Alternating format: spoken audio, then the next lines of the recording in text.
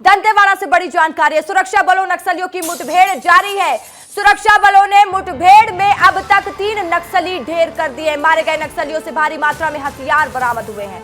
मारे गए नक्सलियों के शव की तलाश जारी है।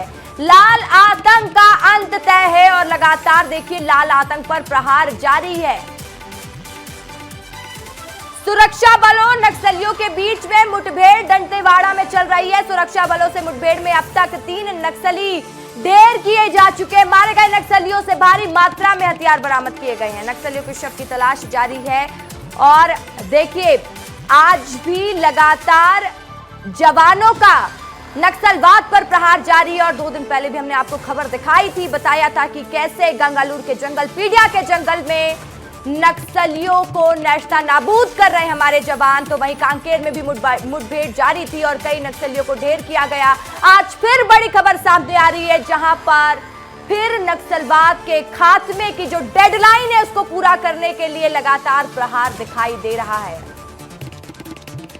और हमारे साथ ज्यादा जानकारी के साथ छत्तीसगढ़ के bureau chief Mrigendra Pandey live जुड़ गए हैं, साथ ही संजय ठाकुर भी बस्तर से जुड़े हुए। संजय, सबसे पहले आपका रुख करेंगे। संजय, क्या अपडेट मिल रहा है ताजा?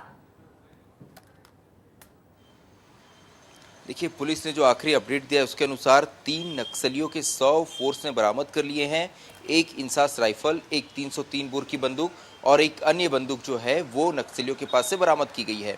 बंदूक के आकार के आधार पर ये माना जा रहा है, क्योंकि ऑटोमेटिक राइफल मिली है, तो ऐसा माना जा रहा है रसिका कि इन तीनों नक्सलियों में कोई एक जो है वो डीवीसी या इससे ऊपर रैंक का नक्सली हो सकता है। हालांकि अभी भी जवान जंगलों के अंदर हैं, अभी भी इलाके में सर्च ऑपरेशन चल रहा है, क्योंकि ये इंद्रावती नदी के पार का इलाका है। ऐसे में ये बहुत ही सेंसिटिव इलाका हो जाता है। कई बार नक्सलियों ने यहाँ बड़ी घटनाओं को अंजाम दिया है। यही वजह है कि फोर्स द्वारा लगातार इस इलाके में सघन सर्च ऑपरेशन चलाया जा रहा है और उस आधार पे जब फोर्स बाहर निकलेगी तो इस बात की जानकारी सामने आ पाएगी कि मारे गए नक्सली किस कैडर के हैं और नक्सल संगठन को कितना बड़ा नुकसान फोर्स ने पहुंचाया है। इसी इलाके में पिछले साल दिसंबर के महीने में नक्सलियों के Orissa state committee member Ramachandram को मारा गया था। ऐसे में इस इलाके में ये माना जाता है कि नक्सलियों के कई बड़े कैडर जो हैं सक्रिय है और उन्हीं की तलाश पे लगातार फोर्स द्वारा यहाँ पर ऑपरेशन चलाए जा रहे हैं। नक्सली कमांडर चैतू की मौजूदगी की सूचना पर इस पूरे ऑपरेशन को अंजाम दिया गया था। लगभग 1000 से ज्यादा जवानों ने इस इलाके को घेर कर इस ऑपरेशन को अंजाम दिया। हालांकि चैतू मारा गया है या नहीं, यह बात अब तक साफ नहीं हो पाई है, लेकिन इस इलाके में चैतू जैसे कई बड़े नक्सली कमांडर लंबे वक्त से सक्रिय हैं। ऐसे में इस ऑपरेशन को बहुत ही महत्वपूर्ण माना जा रहा है रसिका, खास तौर पे तब जब क्योंकि 31 मार्च 2026 की डेडलाइन को पूरा करने में मात्र अब 1 साल का समय ही बचा है। ऐसे में नक्सलियों के सबसे मजबूत गढ़ में बिल्कुल संजय, और देखिए सबसे बड़ी बात यही हो जाती है कि डेडलाइन को सिर्फ 1 साल का वक्त बचा है और जिस तरीके से प्रहार किए जा रहे हैं। मृगेंद्र का रुख करते हैं। मृगेंद्र, देखिए हम लोग चर्चा ही कर रहे हैं कि डेडलाइन का समय बहुत नजदीक है। जिस तरीके से प्रहार हो रहे हैं, नक्सलवाद के खात्मे के प्रयास किए जा रहे हैं, ये कितना कारगर साबित होता दिखाई दे रहा है? देखिए, जिस तरीके से ऑपरेशन किया जा रहा है और केंद्र की सरकार है, केंद्र सरकार ने एक डेडलाइन तय की है, गृह मंत्री अमित शाह ने एक डेडलाइन तय की है, उस हिसाब से राज्य में बड़े नक्सल ऑपरेशन हो रहे हैं, बड़ी सफलता मिल रही है। और आज की जो घटना है वो भी बता रही है कि नक्सलियों के बड़े कैडर मारे गए। हालांकि चैतू का नाम अभी तक पुष्ट नहीं किया गया है। एसपी ने ये कहा है कि जो हथियार मिले हैं उसके आधार पर ये कहा जा सकता है कि बड़े कैडर हैं। लेकिन जिस तरीके से उन इलाकों में फोर्स जारी है जहाँ नक्सली काफ़ी ताकतवर हैं, नक्सलियों से मुठभेड़ लेने में पुलिस को बहुत दिक्कत होती थी, उन क्षेत्रों में जाकर पुलिस ऑपरेशन कर रही है। वो बताता है कि पुलिस का मनोबल बहुत हाई है। राज्य सरकार और केंद्र सरकार मिलकर जो डबल इंजन की सरकार है वो जिस तरीके से नक्सलियों का सफाया करना चाहती है उस दिशा में बहुत तेज़ी से आगे बढ़ रहे हैं। गर्मी का समय है और गर्मी के समय में न सिर्फ नक्सली सक्रिय होते हैं बल्कि फोर्स भी सक्रिय होती है। आमतौर पर आप देखते हैं कि वहाँ काउंटर होता है, नक्सली भी गोली चलाते हैं, लेकिन ऐसा पहली बार हो रहा है।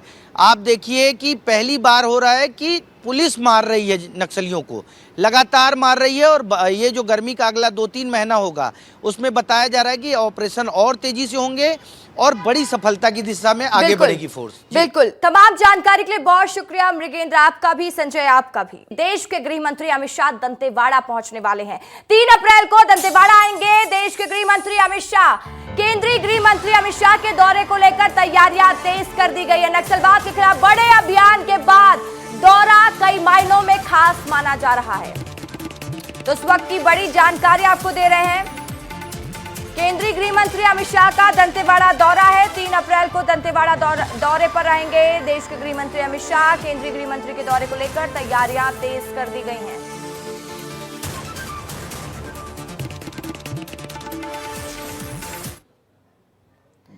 और अमित शाह का संकल्प नक्सलवाद का खत्म करना है, ये कहना है डिप्टी सीएम अरुण साहब का।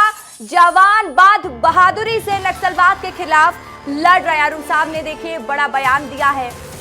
बेला डीला की पहाड़ियों में जवानों को बड़ी सफलता मिली है। दंतेवाड़ा मुठभेड़ की सफलता पर जवानों को बधाई दी गई है। बस्तर की तरक्की के लिए नक्सलवाद का खात्मा बहुत जरूरी है, अरुण साहब ने कहा। क्या कह रहे हैं सुन लीजिए एक बार।